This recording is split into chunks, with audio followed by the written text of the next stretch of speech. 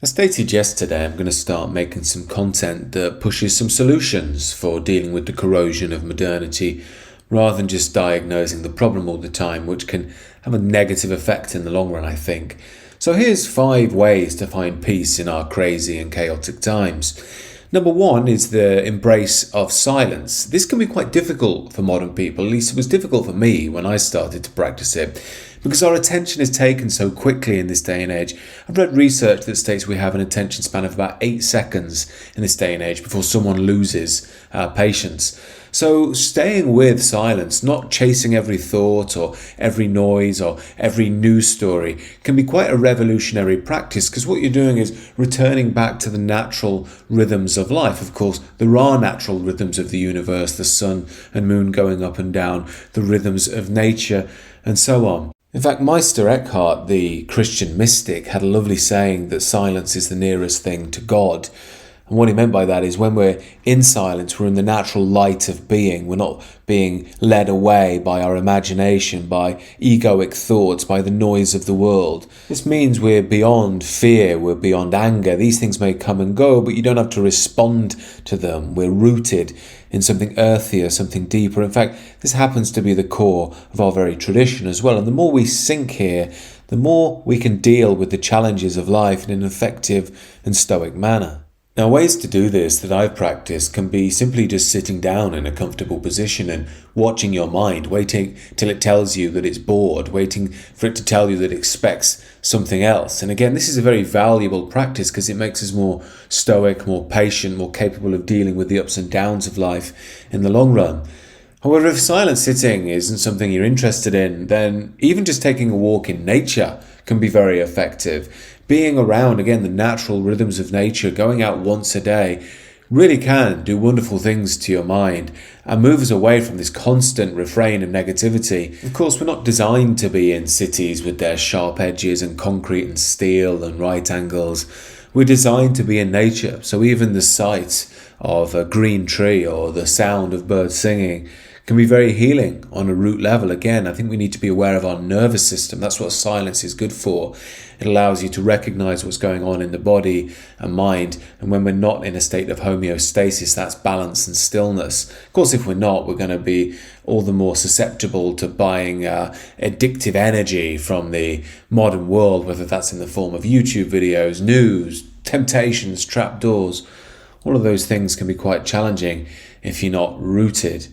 Another important practice is to appreciate what we do have. There's so much negativity, again, in the online world. We have almost a programming as human beings to find what's wrong and make it better.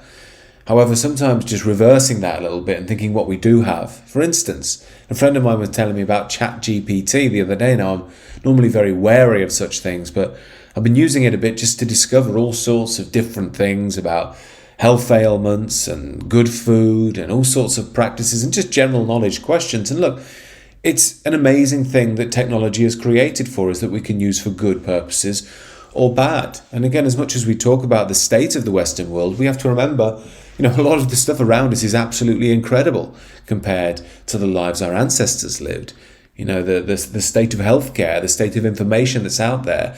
Of course, it's worth saying that if we can be conscious, this is why the stillness is so important, about our choices in life. We can use lots of the technology around us for good purposes rather than bad. And talking of modernity and its challenges, another way to think about this is reframe it into a positive thing.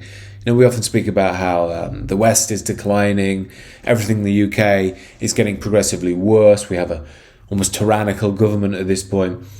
But it's also worth considering that change and challenge makes us better. Iron sharpens iron.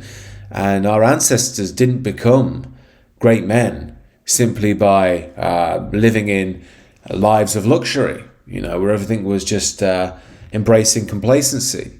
It is hard times that make a man stronger. And this is something that we have to look to on modern times and think, okay, what is it that I've got to learn spiritually, personally? What have we got to learn collectively?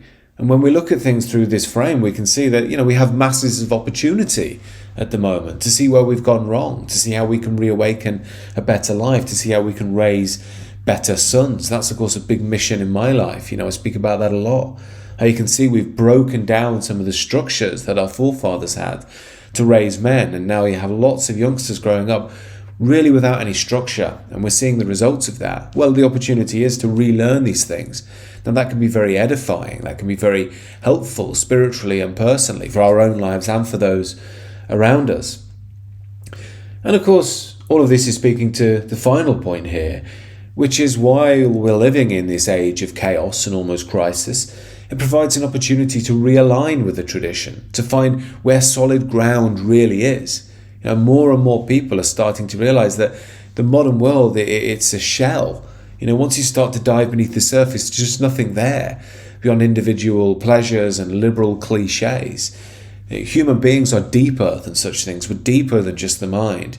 We have souls and hearts and communities and histories and spirits, and each of these things need to be attended to.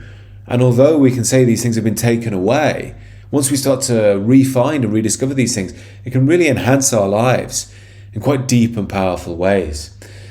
So these are just 5 things that I've been practicing over the past few years, which have been very rewarding and aided me in growing in my life and enhancing my character. And of course, these are things that I very much hope to focus on in the future of the channel, as well as on the Substack, where I've got all sorts of courses and coaching and stuff planned down the line.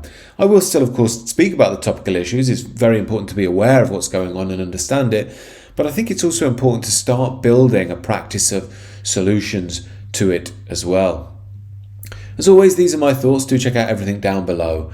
Do let me know what you think as well.